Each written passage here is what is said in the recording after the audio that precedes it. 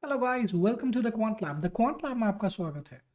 Over past some of the videos which start with beyond strategies, I've progressively tried to talk about and highlight the importance of learning. The first video was about why it is really important to look beyond strategies and focus on picking up learning on both sides if you want to do algorithmic trading. So if you're a trader, you should understand tech more, and if you're a techie wanting to do trading, you should understand market stuff more. And the second video was more talking about, the overview and the breadth of things that we need to do from a technology perspective to go about. This is effectively a direct continuation of that. Think of it as part two. And in this video, I promise we'll talk about things like cloud, AWS, the overall engine, a kind of a system design, and specifically focus on AWS. So without waiting, let's get started. All right. So this article or image that I have, let me get a decent amount of zoom. Just bear with me for a second. All right. I think it should be readable. Perfect. All right. So this diagram that you see, this really talks about key components of algorithmic trading. Important thing to note, key, not all. And this is from a system design perspective. Now, most of these systems, when we talk about, there's a general understanding that this will work good for, about 95, 97% of the system cases. The exceptions would be HFT, where you would want to get into detailed optimizations to talk about things. None of these conversations are strategy. It's essentially tech, but applied. All right. So this is the first area where algorithmic trading engine, which is the core solution, and this is where most of your stuff happens. So this is where you put your strategy. This is where you put machine learning stuff. Maybe I'll choose a different color. This is where you, okay, sorry about this. Little thinner, red color, works better. And rub these. Cool. So strategies, ML model management, if you're into machine learning, instrument management, which is about the specific ticker that you're talking about, order management, which is integration with broker, execution, and stuff like that. Risk management, if you have a risk managing and position sizing and all those trailing stop losses there part. Now, the left hand side, if you see, is all finance, is all core to trading and core to, building the algos, getting the money, and all of that. Core to trading essentially. The right hand side is mostly system, and we'll talk about each of them minus backtesting. Monitoring is a property of a system where you want to see what's happening overall. The larger umbrella is observability, but think of monitoring as somebody who's keeping a track of what's happening. So let's say instrument management or an order management call goes to the broker, the monitoring module will keep a tab on that at such time and whatever time it hit the broker, and this time it was response and there was a latency of this or blah blah blah, or maybe the data processing engine took a little extra time and all of that. Then you'll require job scheduling. A lot of stuff happens after market, specifically analytics, or before market for that matter. You want to start by crunching some data from previous day and stuff like that. Then you have analytics built into it, and analytics in this case is anything and everything that you're interested in. It could be system, it could be financial, literally anything. And then reporting. Analytics and reporting are different functions. Analytics is focused on building those aspects, building those insights, understanding and assessing, essentially analyzing. Reporting is showing all of data, dashboarding, charting, plotting. Backtesting is kind of more related to this. So when you have a strategy and model, it will fundamentally plug here. So these are different components of an algorithmic trading engine from a cloud or system perspective. Then what do you have on the left and right? Let's first focus on left. There's a market data adapter, and there'll be different kind of data that you'll have. You'll have instrument data. You could be feeding alternate data sentiments and all of that. You could be feeding historical price data. You could be feeding live market data. The third on the right hand side of the stuff is you have your exchange, your brokers, right? Most of the times you're talking through brokers, so exchange doesn't really fit this conversation. but we'll still have it in the kitty. So this is where your order management stuff happens. This is how your order management API, which is essentially provided by the broker, would integrate and call. Again, the communication part I've talked about in previous video. You could be doing Python SDK, you could be doing web APIs, you could be doing WebSockets, sometimes webhooks also. Please look up a different video which I've talked before. Should be somewhere here. What's the time right now? 5:27. So I'll put it at 5:27. All right, 5:25. Trade executions is happening on the broker side, so really nothing to worry about here from your side. Notifications is, all the communication coming back to your system. This is critical. This will feed into either your monitoring engine, or if you have some other setup for handling events and notification. Why is this critical is because, sometimes you place an order, there's a tech error coming, right? And it's just stuck. It's not giving something. So you would want to have notifications in those systems in case the order gets through, or you have an option to cancel and all of that. And then essentially account management, balance checks, current positions or portfolio, blah, blah, blah, all those kind of aspects. And fundamentally the data storage. Now this aspect, a lot of people ignore and think all of this would fit into one server. I will debunk all of that in the right hand side of image. Just bear with me for a few seconds. Data storage is essentially a dedicated area, databases, proper S3 buckets, infrastructure designed for handling data, not putting it on the same server where you're doing everything. That's not a good idea. So data storage could be historical market data, all your trade information, all your ML models, all your strategy performance data, everything that's data sits there. All right, if you've watched till here, continue the video forward, because that's where the infrastructure part comes in, which is what most people are usually interested in.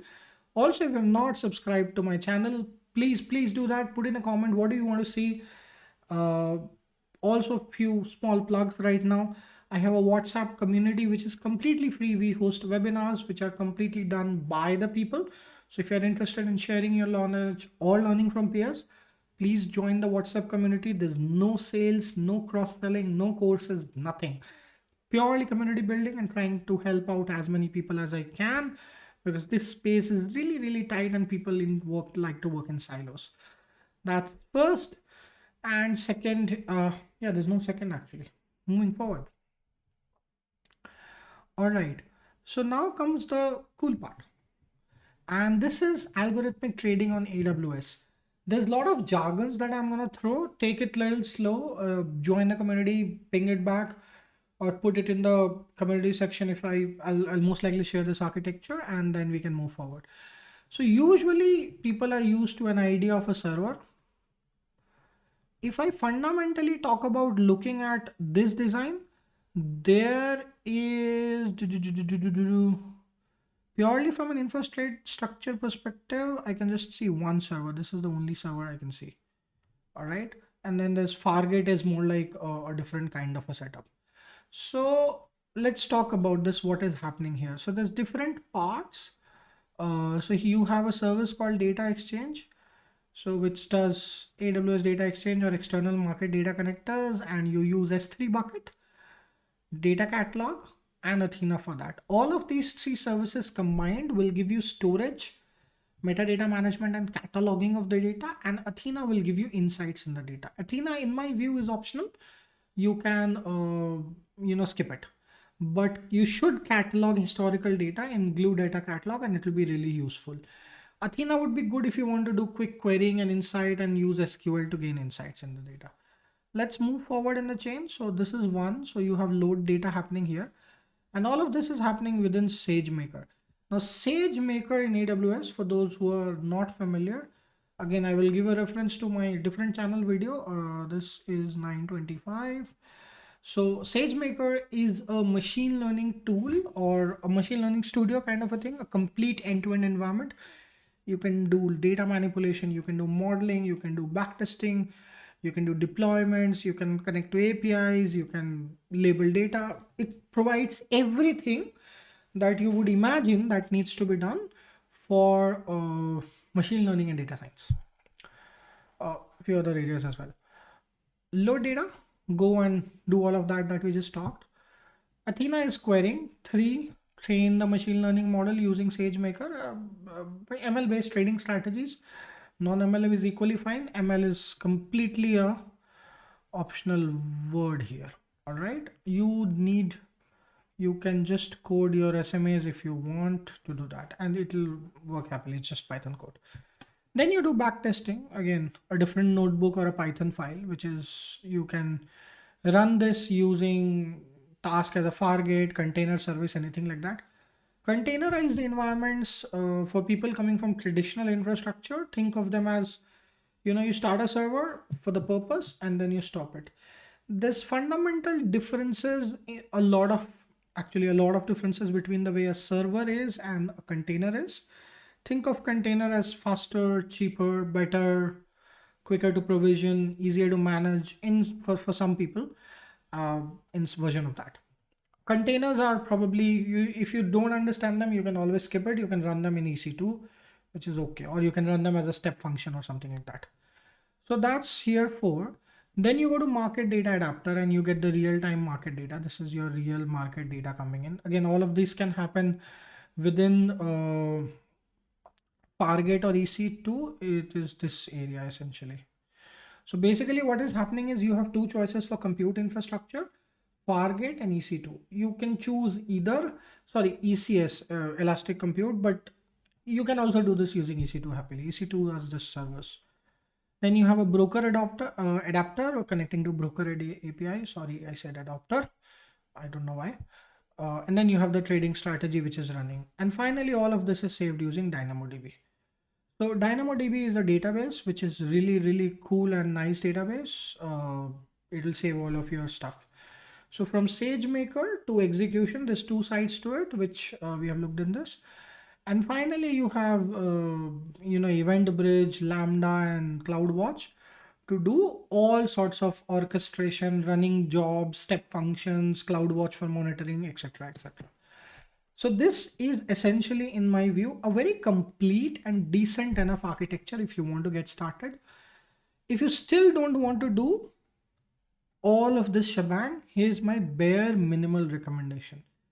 Please get a database to store the data. Don't keep them in CSV files. Second, please learn and understand how to communicate and work with databases. Most of the times people would not use ORM, though there's drawbacks to ORMs, not really relevant to this conversation. However, if you just fire 30 different SQL query from your code raw and hit database at the same time, your queries will fail. Databases are heavily optimized things, and it's better to work with them in connection pools and all of that. So learn to work smartly with databases and try and optimize those communications, because that's where most of your time could be potentially wasted and performance could be hit. If you optimize this, your read writes would be faster. So as your data grows, if you every time need to scan a lot of history for backtesting and all that, your backtestings would be faster. So that's the one primary thing which I'll want to say. Second, if you really want to get into doing something on data science and stuff, get a proper environment and make some separations of infrastructure. Like, in the bare minimal, keep different server for doing real-time trading, which is running your trades and all of that, and keep a different server for managing all your historical stuff, for building strategies for backtesting. Don't merge both of them, because most of people who start in this area do not have an infrastructure background. And slowly what happens is, when you have servers and when you have, consistently running process, lot of data gets accumulated, and all of that could just lead to, systems getting heavy and then you getting issues with trading. So it's best to work with a proper system design and architecture. And with that, this conversation also comes to an end. Thank you guys for watching. Bye bye.